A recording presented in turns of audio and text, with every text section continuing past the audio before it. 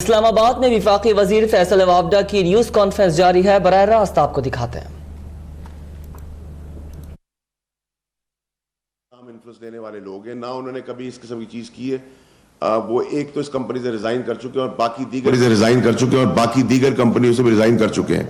دوسری چیز یہ کہ جب یہ کانٹریکٹ ایوارڈ ہوا تو گورنمنٹ آف تحریک انصاف کی گورنمنٹ ان پلیس نہیں تھی، تو کانفلکٹ آف انٹرسٹ کا سوال ہی پیدا نہیں ہوتا۔ یہ 18 جولائی غالباً، اگر میں رانگ نہیں ہوں، لیکن ہماری گورنمنٹ آنے سے پہلے سے یہ بڈنگ ہو چکی تھی، اور اس بڈنگ کے اندر جتنے بھی پلیئرز تھے انہوں نے اپنی بڈ کی تھی، اور یہ کولیبریشن ہوتی ہے اگر کوئی انٹرنیشنل کمپنی آتی ہے پاکستانی کمپنی کے ساتھ۔ غالباً 30% ان کا شیئر ہے اور باقی چائنا گزوبا کا ہے، اور اس کو ایویلویٹ کرنے کے لیے بھی ہم نے جو پروسیس تعینات کی ہے وہ یہ کہ جو بڈنگ کے تحت ٹیکنیکل ایویلویٹر ایکسپرٹس ہیں وہ اس کو ایویلویٹ کریں گے، وہ ایوارڈ کرنے کے لیے آگے ریکمنڈیشن دیں گے، اور وہ ایوارڈ کرنے کی اتھارٹی ہے کسی کانٹریکٹ کو۔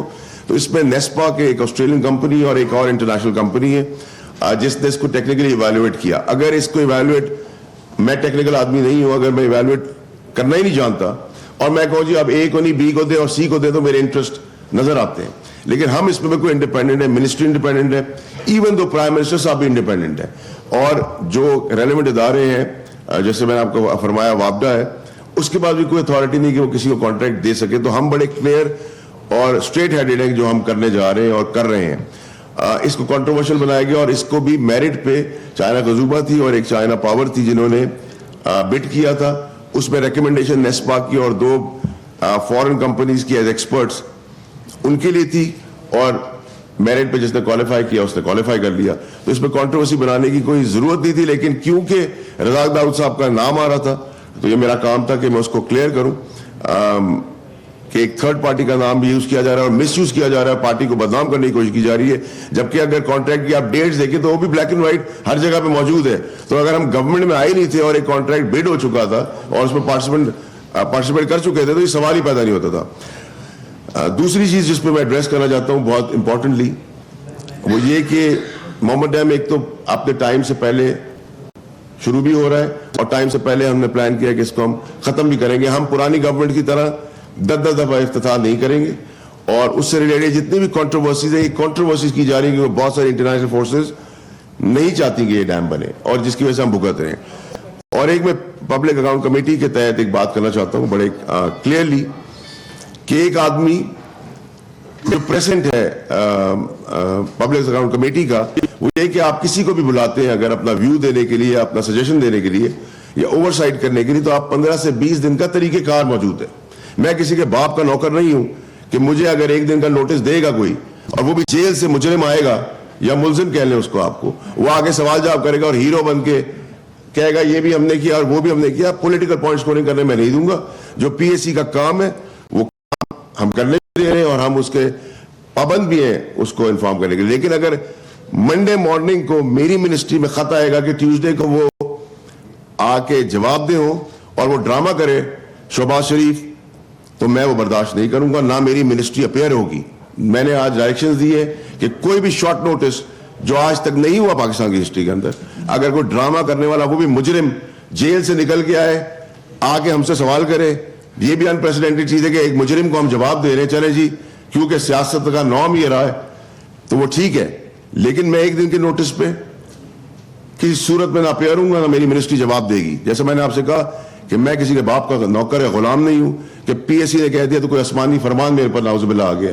یہ میں بڑا کلیئر کرنا چاہتا ہوں، پولیٹیکل سکور کرنے میں نہیں دوں گا۔ جو ڈرامے بازی پچھلے دنوں ہو رہی ہے پی ایس سی کے اندر کہ لوگوں کو پیچھے بٹھا کر یہ بھی ہم نے کیا اور وہ بھی ہم نے کیا، تو تم نے سب سے پہلے چوری کی ہے، تم نے سب سے پہلے بےایمانی کی ہے، تم سب سے پہلے فراڈ کیا ملک کے ساتھ، اس کا جواب دو اور پھر ہمیں اپنی پروگریس بتاؤ۔ ہمیں تمہاری پروگریس پتہ ہے جبھی تم آج جیلوں کے اندر بیٹھے ہوئے ہو۔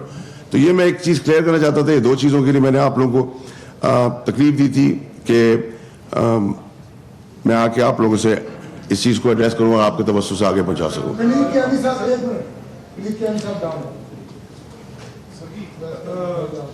اسی سنگل بٹ بیسس کے اوپر جب پچھلی حکومت میں کنٹریکٹ اوارڈ ہوتے تھے، آپ کو یاد ہوگا LNG کے کنٹریکٹ تھے، وہ اسی طرح سنگل بٹ کے بیسس کے اوپر، اسی پروسیس کے اوپر کوئی ایکسپرٹ اس کو ایوالویٹ کرتا تھا۔ تب آپ نے اور آپ کی پارٹی اس کو بڑی क्वेश्चनेबल ओपिनियन देती थी कि जी आपने सही आवाज नहीं किया, और आज भी आपके वो जो प्रोजेक्ट है और इन्वेस्टिगेशन आपने रखे हुए हैं, तो आप कैसे कह सकते हैं कि जो चीज़ उस वक्त जायज़ थी वो इस वक्त, या उस वक्त नाजायज़ थी अब जायज़ है? ये सवाल मैं डॉन से एक्सपेक्ट कर सकता था, और मैं आप डॉन को इसका जवाब भी देना पसंद करूंगा।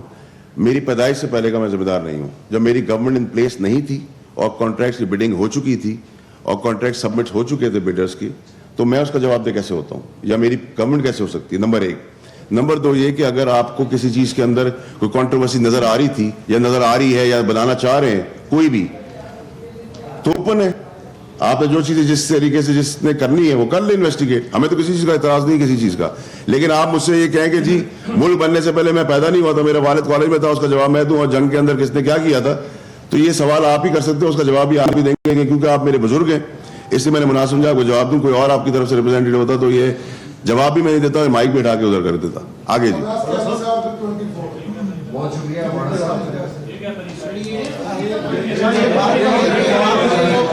देखिए जी, मेरी रिक्वेस्ट सुने, मैं आपसे माजरत चाहता हूँ इस बात पर, मैं माजरत कर लेता हूँ आपसे इस बात पर, मैं इस बात पर आपसे माजरत ये कर लेता हूँ। नहीं मेरी माजरत नहीं, मेरी बात सुने, मैंने सीधे का लिहाज किया है, मैंने कहा मेरे बुजुर्ग हैं, चलो मैं माजरत कर लेता हूँ आपसे, ठीक है, मैं माजरत कर लेता हूँ। मेरे वालिद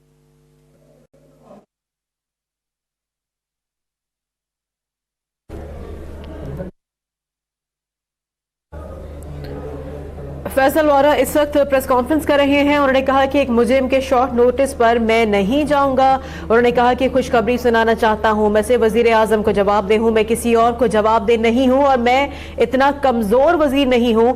इस वक्त ये प्रेस कॉन्फ्रेंस जारी थी और अब ये प्रेस कॉन्फ्रेंस खत्म हो गई है। फैसल वारा वहां से उठ चुके हैं। तमाम सहाफियों के साथ उनकी आपस में कुछ कलामी भी हुई है। खुशखबरी सुनाना चाहता हूं, फैसल वारा ने जब अपनी ये प्रेस कॉन्फ्रेंस शुरू की, उन्होंने कहा कि मैं एक प्रेस कॉन्फ्रेंस जो कर रहा हूं, खुशखबरी सुनाना चाहता हूं। 13 जनवरी को मोहम्मद डैम की ग्राउंड ब्रेकिंग सेरेमनी करने जा रहे हैं। इस्लामाबाद में वफाकी वजीर फैसल वावडा की प्रेस कॉन्फ्रेंस इससे कुछ देर पहले जारी थी। उन्होंने कहा कि मैं खुशखबरी सुनाना चाहता हूं, 13 जनवरी को मोहम्मद डैम की ग्राउंड ब्रेकिंग सेरेमनी करने जा रहे हैं। मैं सिर्फ वजीर आजम को जवाब दे हूं, मैं किसी और को जवाब दे नहीं हूं, मैं इतना कमज़ोर वजीर नहीं हूं। रज़ाक दाऊद कंपनी से इस्तीफ़ा दे चुके हैं। उन्होंने और भी बात की थी कि इस दौरान हमने देखा कि प्रेस कॉन्फ्रेंस में थोड़ी बहुत तल्ख़ कलामी देखी, और उसके बाद जो है वफाकी वजीर फैसल वावडा वो अपनी जगह से उठ चुके हैं, और उन्होंने इंकशाफ किया है कि रज़ाक दाऊद कंपनी से वो इस्तीफ़ा दे चुके हैं और मैं इतना कमज़ोर वजीर नहीं हूँ। बिल्कुल, आपको ये बताएं कि जो सहाफ़ी हैं उन्होंने एहतजाज किया आज की इस प्रेस कॉन्फ्रेंस में। फैसल वावडा की प्रेस कॉन्फ्रेंस जारी थी जिसमें सहाफ़ियों ने एहतजाज किया, कुछ आपस में तल्ख़ कलामी देखी गई, जिसके बाद अब फैसल वावडा और वहां से जो सहाफ़ी थे वो उठ गए। फैसल वावडा ने कहा कि मैं किसी के बाप का नौकर नहीं हूं कि एक दिन के नोटिस पर मैं कमेटी में जाऊं। चेयरमैन पब्लिक अकाउंट्स कमेटी अगर किसी को बुलाता है तो उसका 10-15 दिन का प्रोसेस होता है। एक मुजरिम के शॉर्ट नोटिस पर मैं नहीं जाऊंगा, मैं किसी के बाप का नौकर नहीं हूं कि एक दिन के नोटिस पर मैं कमेटी में जाऊं। जिसके बाद सहाफियों की जानिब से एहतजाज सामने आया।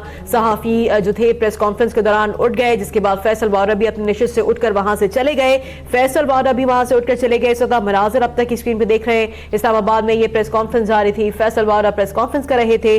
सहाफियों ने फैसल वावडा की प्रेस कॉन्फ्रेंस का बॉयकॉट कर दिया। वहां से तमाम जो सहाफी थे वो एहतजाज कर रहे थे, उन्होंने प्रोटेस्ट किया, जिस पर आपस में कुछ बहस हुई, बहस और तकरार हुई। फैसल वावडा वहां से उठ गए और जो सहाफी हैं क्योंकि उन्होंने प्रेस कॉन्फ्रेंस का बॉयकॉट कर दिया, प्रेस कॉन्फ्रेंस खत्म हो गई। सहाफी इस वक्त वहां पर मौजूद हैं और फैसल वावडा वहां से उठ के चले गए। सर आप देख सकते हैं कि सहाफियों के दरमियान वो मौजूद थे और अब वो वहां से उठकर चले गए हैं। फैसल वावडा की प्रेस कॉन्फ्रेंस के दौरान सहाफियों ने आज एहतजाज किया है।